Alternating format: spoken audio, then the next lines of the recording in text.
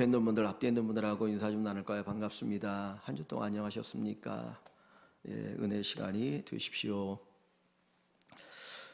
예수님께서 갈릴리 지역을 떠나서 이방인의 땅인 두로 지방을 가셨습니다. 예수님을 대적하는 사람들도 있었고 또 사역을 하면서 많이 피곤하신 부분도 있어서 조금 쉬시기 위해서 그 갈릴리 지역을 떠나서 갈릴리 북쪽에 있는 두로 지방을 가셨습니다. 지금은 레바논이라는 나라에 속해 있고 또 과거에는 페니키아라고 얘기하는 그 지역입니다.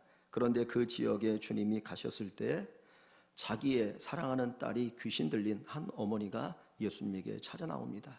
예수님, 내 딸이 흉악한 귀신 들렸는데, 더러운 귀신 들렸는데 어떻게 이 딸을 좀 살려주십시오.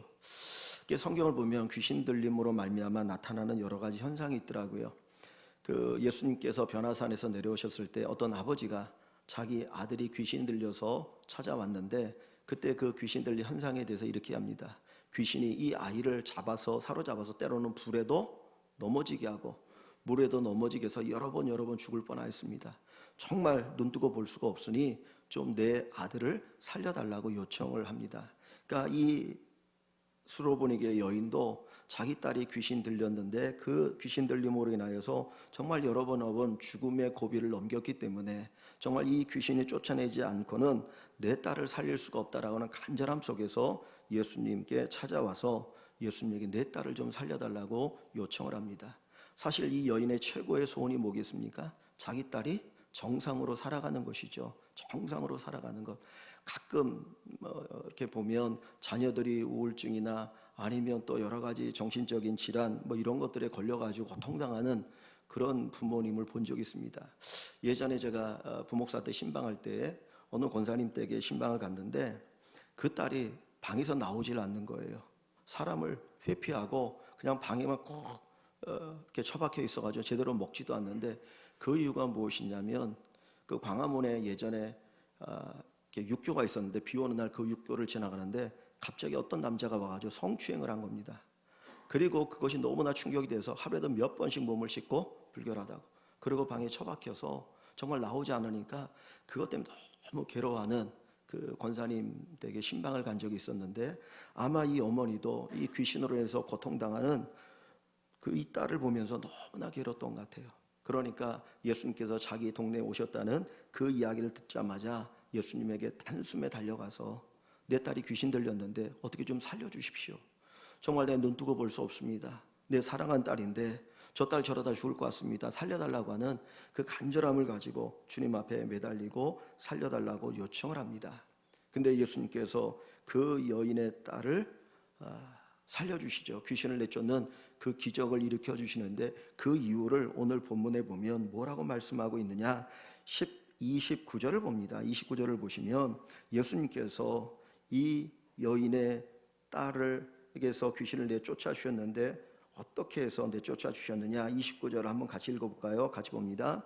예수께서 이르시되 이 말을 하였으니 돌아가라, 귀신이 내 딸에게서 나갔느니라 하시매. 아멘. 예수님께서 이 여인의 간절한 소원을 들어주셨습니다. 다시 말하면 여인이 예수님께 복을 받은 것이죠. 근데 복을 받은 이유를 주님이 직접 뭐라고 말합니까? 예수께서 이르시되 이 말을 하였으니, 무엇 때문에 복을 받은 거예요? 말 때문에. 이 여인이 한 말 때문에. 예수님에게 이 여인이 한 말이 앞부분에 있는데 그 말로 인하여서 주님께서 귀신을 쫓아내 주실 수밖에 없었고, 그리고 이 여인이 복을 받았다 하는 것을 이야기합니다. 말 한마디가 얼마나 소중한가, 말 한마디가 얼마나 예수님의 마음을 감동시켰는가 하는 것을 볼 수가 있습니다. 예수님께서 그 여인의 소원을 들어줄 수밖에 없었던 이유, 예수님이 그 여인에게 복을 주실 수밖에 없었던 이유는 그 여인의 말이 있었어요. 그 여인이 말하는 것을 들으시고는 이 여인에게 복을 줄 수밖에 없어서 주님께서 그의 소원을 들어주셨고 그 딸을 고쳐주신 것이죠. 우리가 말에 관한 이야기는 너무나 많은 교훈을 받아서 알고 있습니다. 가장 우리가 쉽게 알고 있는 속담 가운데 말 한마디로 천냥빚 갚는다. 말 한마디로 천냥빚, 옛날에 천냥이라고 하는 어마어마한 것 아닙니까? 근데 그 한마디로 천냥빚을 갚을 만큼의 그렇게 말이 중요하고 소중하다라고 하는 걸 이야기합니다. 또 어떤 속담이 있냐면 중마고우던 말 한마디로 갈라진다. 어렸을 때부터 없으면 뭐 못 살겠다라고 얘기하는 그런 가까운 친구일지라도 그 말 한마디 때문에 완전히 갈라질 수 있다는 것이죠. 그러니까 말이 얼마나 중요한가. 근데 예수님께서는 그 말을 들으시고 귀신이 내 딸에게서 나갔느니라고 선언을 하고 계십니다. 왜 이렇게 말이 중요합니까? 이 여인의 말이 예수님의 마음을 움직일 만큼 그렇게 정말 가치 있고 귀한 말이었는데 도대체 이 말이 왜 축복의 도구로 쓰이게 되었는가 하는 것입니다. 사실 말이라고 하는 것은 단순한 지식이나 정보를 전하는 게 아니죠. 사실 우리가 말을 할 때 그 말의 단계도 여러 가지가 있다고 해요. 그냥 뭐 안부를 묻는 그런 말의 단계도 있고, 조금 더 나가면 지식을 교환하는 말의 단계도 있고, 또 감정을 서로 나누는 말의 단계도 있고요. 그래서 5단계로 얘기하는데 이 말 속에는 뭐가 있습니까? 그 사람의 인격과 성품이 묻어나요. 우리가 얘기하다 보면 저 사람의 성품이 이렇구나, 저 사람의 인격이 이 정도 되는구나, 저 사람의 신앙 인격이 이렇구나, 믿음이 있구나 없구나라고 하는 것을 알 수가 있다는 거예요. 그러니까 예수님은 단순히 이 여인의 말을 들은 것이 아니고 그 말 속에서 뭘 본 겁니까? 그 여인의 인격을 봤어요. 그 여인의 성품을 봤어요. 그 여인의 믿음을 보았던 겁니다. 그러니까 말을 통해서 믿음이 보였고, 그 믿음을 보시고 주님께서 네가 이 말을 하였으니 내 딸에게서 귀신이 나갔느니라고 주님이 친히 말씀하고 계시는 것입니다. 예수님께서는 그냥 말만 겉으로 들으시지 않고 그 말 속에 있는 그 신앙 인격을 보시고 그 인격을 통해서 주님의 축복의 역사, 은혜의 역사가 나타나고 있다라고 하는 것을 우리가 깨닫게 됩니다. 그러면 예수님의 마음을 흡족해 했던 이 여인의 말이 무엇입니까? 무엇이 도대체 이 여인이 한 말이 뭐기 때문에 예수님이 그렇게 흡족하여서 이 여인의 소원을 들어주셨는가? 자, 어디를 보시냐면 그 앞절 28절을 봅니다. 28절에 보면 이 여인이 예수님에게 뭐라고 말하나요? 여자가 대답하여 이르되 주여 올소이다. 주여 올소이다마는 상 아래 개들도 아이들이 먹던 부스러기를 먹나이다. 예수님께서는 이 여인의 요 말을 들으시고 네가 이 말을 하였으니 네 딸에서 귀신이 나갔다라고 주님께서 역사하셔요. 도대체 이 말이 뭐가 그렇게 중요해서 이렇게 급족하셨는가? 이 여인이 예수님을 찾아 나와서 예수님에게 간구한 게 뭡니까? 내 사랑하는 딸이 더러운 귀신이 들렸습니다. 좀 살려주십시오라고 요청을 하죠. 자, 어디를 보시냐면 25절을 한번 봅니다. 25절부터 이에 더러운 귀신 들린 어린 딸을 둔 한 여자가 예수의 소문을 듣고 곧 와서 발 아래 엎드리니 예수님 앞에 나와서 그 발 아래 엎드렸어요. 근데 그 여자는 헬라인이고 수로보니게 족속이라 이방 여자라는 거, 유대인이 아닌 이방 여자입니다. 근데 그 여자가 자기 딸에게서 귀신 내쫓아 주시기를 주님 앞에 간절히 기도합니다. 간구합니다. 그랬더니 예수님 뭐라고 말씀하셔요? 27절에 예수께서 이르시되 자녀로 먼저 배불리 먹게 할지니 자녀의 떡을 취하여 개들에게 던짐이 마땅치 아니하니라. 내 딸을 살려달라고 간절하게 요청하는데 예수님의 입에서 나온 그 말씀 뭐냐면 자녀로 먼저 배불리 먹게 할지니 자녀의 떡을 취하여 개들에게 던짐이 마땅치 않다라고 말씀하셔요. 이 말씀이 무슨 의미입니까? 그냥 쉽게 얘기하면 자녀는 누구를 의미하는 걸까요? 유대인을 의미하는 거예요. 자녀는 유대인을 의미하고 개는 누구를 얘기합니까? 이 여자를 얘기하는 거예요. 이 여자는 정말 너무너무 애타는 심정으로 예수님 앞에 나와서 주님, 이러다 내 딸 죽겠어요. 좀 살려주십시오. 정말 너무 간절한 마음으로 주님 앞에 도움을 요청하는데 예수님은 유대인은 내 자녀이지만 너는 개야. 그런데 유대인 자녀들에게 줄 음식을 취해서 개들에게 던지는 게 마땅하겠느냐라고 이야기합니다. 이 이야기를 들으면 무슨 생각이 듭니까? 만약에 여러분이 이 수로보니게 여인이어서 예수님에게 도움을 구했는데 살려달라고 애원을 하는데 주님께서 이렇게 말씀하시면 여러분의 마음은 어떻겠습니까? 기분 나쁘지 않겠습니까? 고쳐주기 싫으면 그냥 말지. 무슨 말을 이따위로 해.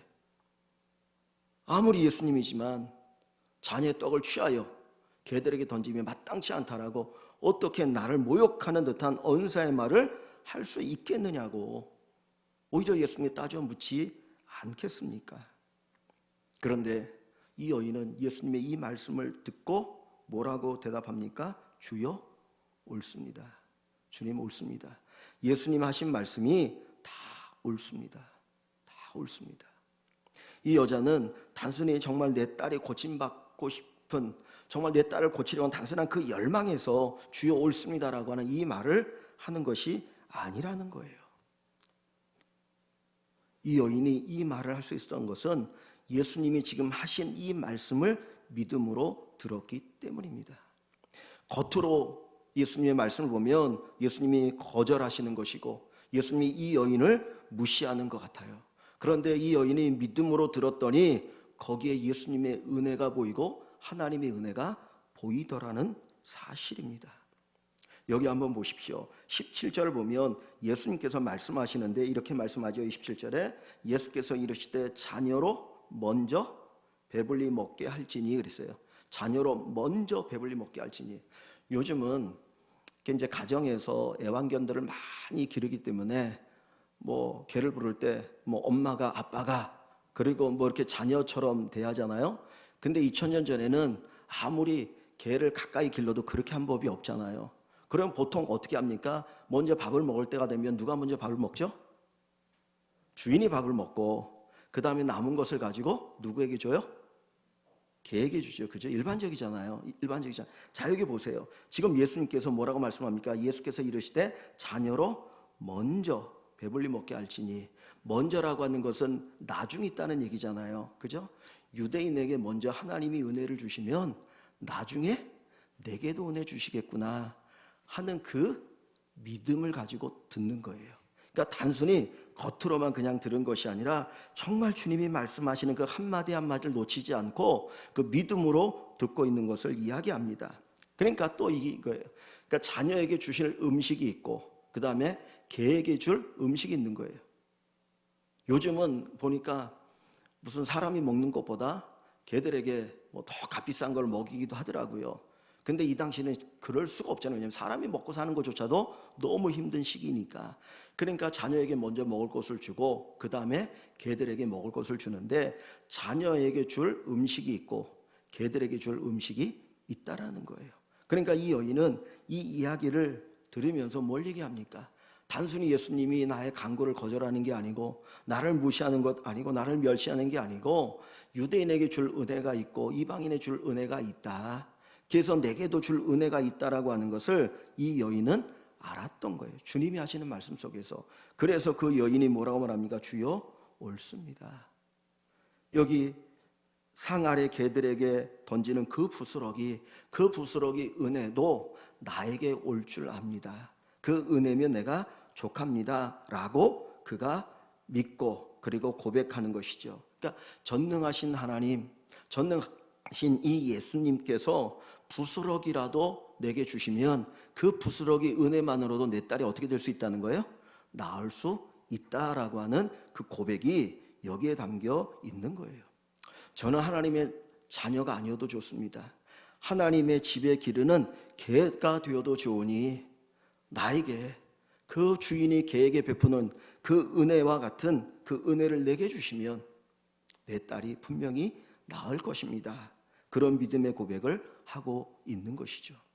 저는 성경을 읽으면서 예수님이 가끔 그 복음서에 그 말씀하잖아요. 들을 게 있는 자가 복이 있다. 들을 게 있는 자가 복이 있다. 이 여인이 믿음으로 들었기 때문에 그가 복이 있는 거예요. 믿음으로 들었기 때문에 믿음의 고백을 할 수가 있는 겁니다. 우리가 하나님의 말씀을 들을 때, 설교를 들을 때, 성경 공부할 때 내게 들려주시는 그 음성 하나하나에 대해서 우리가 믿음으로 들을 수 있어야 합니다. 아무리 하나님의 위대한 말씀도 믿음으로 듣지 않으면 나중에 나를 향한 욕으로 여길 수 있는 거예요. 그렇게 왜 유대인들이나 바리새인들이 그렇게 예수님에 대해서 그렇게 비난하고 대적합니까? 하나님의 말씀을 뭘로 듣는 거예요? 욕으로 듣는 거예요. 자기를 향한 욕으로 들으니까 예수님을 없애야 되겠다, 예수님을 죽여야 되겠다, 그 생각을 가지고 있었던 것이죠. 이 여인은 주여 옳습니다, 주여 옳습니다, 이 고백 속에 그의 인격과 그의 성품과 그의 믿음과 그의 신앙 인격의 모든 것이 드러나고 있어요. 그래서 예수님이 그 이야기를 듣고 너무너무 흡족하셔서 내가 네 딸을 고쳐준다, 네 딸이 나았다라고 하는 이야기를 하고 있는 것이죠. 그러니까 말은 뭐의 표현입니까? 성품의 표현이에요. 말은 인격의 표현이고 말은 믿음의 표현입니다. 온유한 자가 땅을 기업으로 얻을 것이다. 하나님께서 교만한 자를 물리치고 겸손한 자에게 은혜를 주신다. 즉 우리의 성품을 통해서 하나님의 은혜가 임하고 하나님의 능력이 임하고 하나님의 역사가 나타나게 된다라고 하는 것입니다. 우리의 믿음, 우리의 성품, 우리의 인격이 정말 잘 말로 표현되어지고 그 가운데 하나님께서 주시는 놀라운 축복이 있기를 주님의 이름으로 간절히 축원합니다. 이 여인의 고백을 다시 한번 우리 읽어볼까요? 28절 이 여인의 고백을 다시 한번 읽어봅니다. 여자가 대답하이르되 주여 올소이다마는 상 아래 개들도 아이들이 먹던 부스러기를 먹나이다. 아멘. 이 여인의 말 속에 사실은 놀라운 고백이 하나가 담겨 있어요. 그게 뭐냐면 주여라고 하는 호칭입니다. 주여. 우리는 교회 안에서 주여 주여라는 호칭을 많이 들었기 때문에 이 글을 읽으면서도 이 여인이 한 이 주여라는 단어에 별로 어떤 감동이 없어요. 왜냐하면 성경에서 많이 봤기 때문에. 그런데 지금 이 여자가 예수님에게 주라고 호칭하는 것은 놀라운 신앙 고백입니다. 왜냐하면 주라고 하는 단어가 뭐냐면 하나님이라는 뜻이거든요. 하나님, 아도나이 그러는데 하나님이라고 하는 의미가 담겨 있는 거예요. 그러니까 예수님을 향해서 뭐라고 고백하는 겁니까? 예수님 당신은 전능하신 하나님이십니다. 전능하신 하나님입니다. 그러니 그 전능하신 하나님의 부스러기 은혜여도 내 딸이 나을 것입니다 라고 하는 고백이 여기에 담겨 있는 겁니다.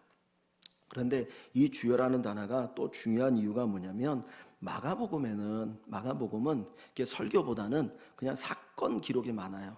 그냥 설교를 이렇게 기록하는 것보다는 사건을 이렇게 쭉쭉 간단하게 기록하고 있는데 그 많은 사건, 예수님의 기적적인 많은 사건이 있는데 그 기적을 경험했던 사람들이 예수님을 주여라고 고백한 적이 거의 없어요.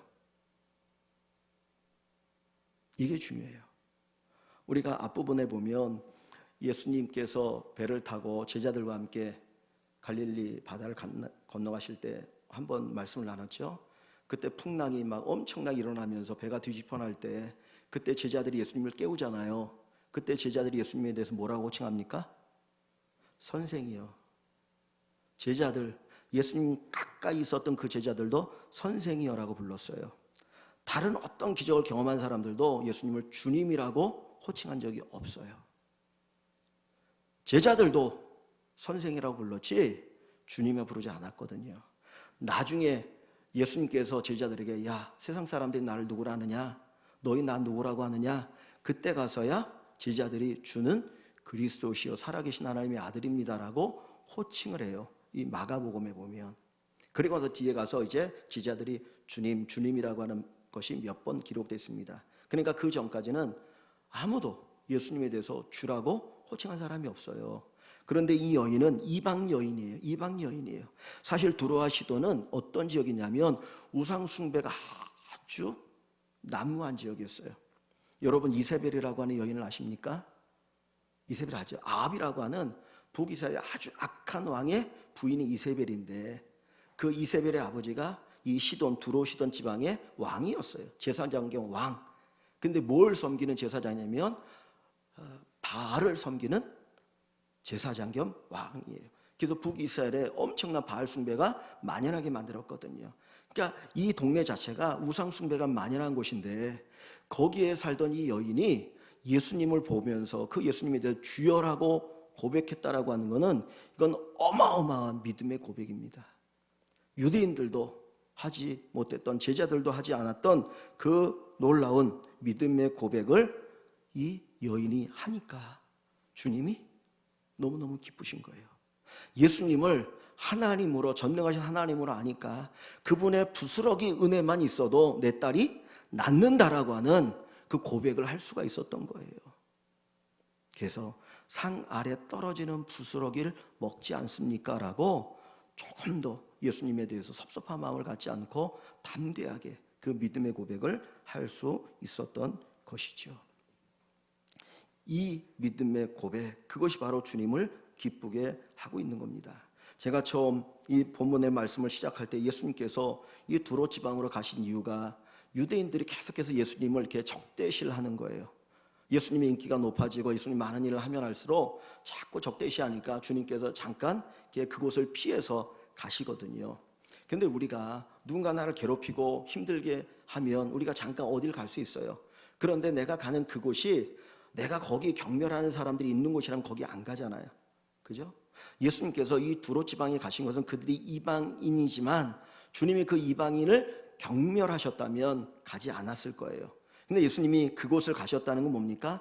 예수님께서 그곳에 사는 사람도 뭐 하신다는 거예요?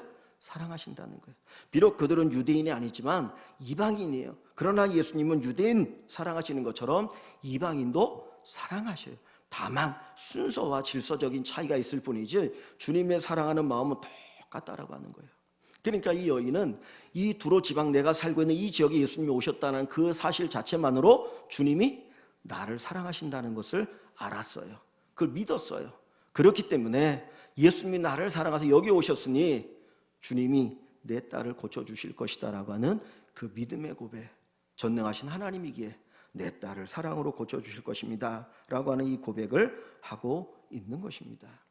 여러분, 믿음은 신앙 인격입니다. 믿음은 신앙 인격입니다. 우리가 믿음을 통해서 우리의 말이 표현되어지고 그 말 속에 믿음이 나타나고 그 믿음의 말을 통해서 하나님의 치유하시고 회복하시고 복 주시는 귀한 은혜가 있기를 주님의 이름으로 간절히 축복합니다. 나의 신앙 인격이 듣는 겁니다. 나의 신앙 인격이 말하는 겁니다. 나의 인격으로 듣고 나의 인격으로 말하는 것이죠. 내 인격만큼 우리는 듣게 되고요. 내 인격만큼 말할 수 있습니다. 인격이 성숙하면 성숙할수록 하나님의 음성이 더 명확하게 은혜의 말씀이 들리게 되어지고요. 내 인격이 성숙하면 성숙한 만큼 우리는 믿음의 고백을 하게 되어지고 하나님께서 그 말을 통해서 하나님 놀라운 축복의 역사가 나타나게 되어질 것입니다. 사실 말이라고 하면 성경에서 가장 대표적인 사건이 하나가 뭐냐면 그 광야에 있을 때 모세가 12명의 정탐꾼을 가나안 땅에 보낸 사건이에요.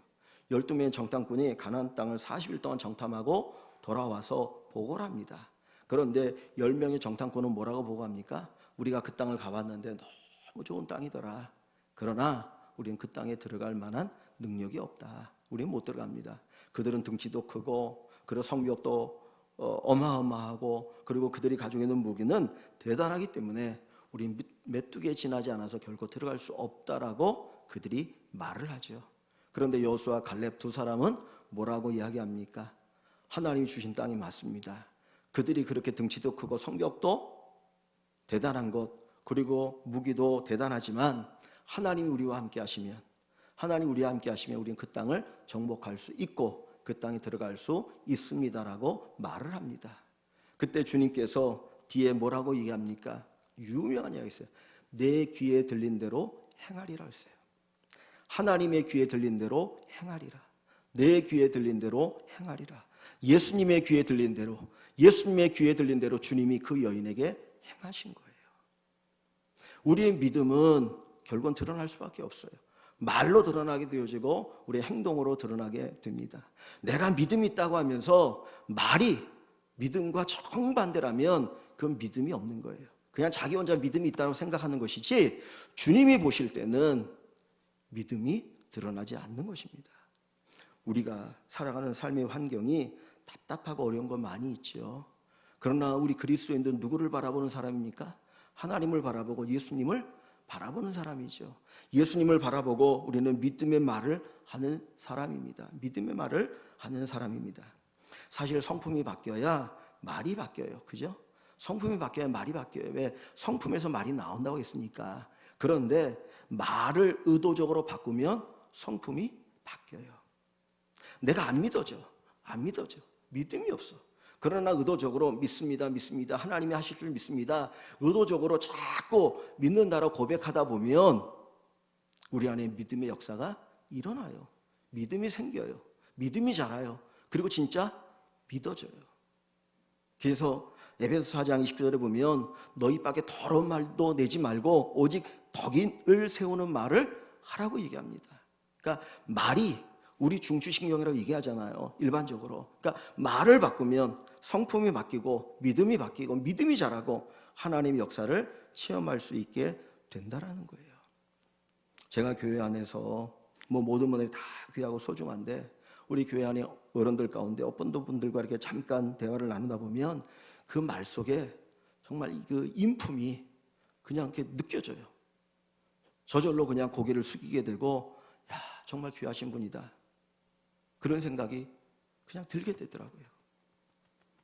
우리의 말 속에 인품이 묻어나는, 믿음이 묻어나는, 그래서 하나님께서 우리를 향하여 복 주실 수밖에 없는 그런 믿음의 말, 신앙 인격의 말을 할 수가 있기를 소망합니다. 여러분, 교회가 뭡니까? 교회는 믿음으로 듣고 믿음으로 말하는 것을 훈련하는 거예요. 교회는 믿음으로 듣는 훈련을 하는 것이고 믿음으로 말하는 훈련을 하는 것이 교회입니다. 세상은 끊임없이 우리의 믿음을 대적하잖아요. 믿음을 자꾸 없애게 만들려고 하고 불신을 갖게 하려고 하는 것이 세상입니다. 그런 세상을 살아가는 우리가 교회를 통해서 또는 주님 앞에서 예배하는 가운데 믿음으로 듣고 믿음으로 말하는 그 훈련을 하는 우리가 될 수 있기를 소망합니다. 교회는 하나님을 바라보는 사람들이 모인 것이죠. 우리는 하나님을 의지하고 하나님을 바라보고 살아가는 사람들입니다. 세상을 보면 실망할 수밖에 없어요. 뭔가 힘을 가지고 움직이려고 하다가도 또 보면 또 실망하게 되고 낙심하게 되고 절망하게 되고 좌절하게 되는 것이 이 세상이 우리에게 다 가져다 주는 것들입니다. 사실 어떻게 보면 하나님께서는 그렇기 때문에 그 세상을 보면서 실망하고 그래서 나를 바라보라고 하는 거예요. 나를 바라봐라. 나를 바라봐라. 전도서에도 하나님은 하늘에 계시고 인간은 땅에 있다라고 하는 이야기가 있습니다. 그 말은 세상에서 인간은 실망하고 그리고 하나님 바라보면서 그 하나님께 소망을 두고 살아가는 것입니다. 오늘 예수님께서 이 여인의 말을 들으시고 네가 이 말을 하였으니 돌아가라, 귀신이 내 딸에게서 나가느니라. 네가 이 말을 하였으니 너에게 복이 있으리로다. 이 음성이 우리 사랑하는 모든 성도님들에게 들리시기를 주님의 이름으로 간절히 축원합니다.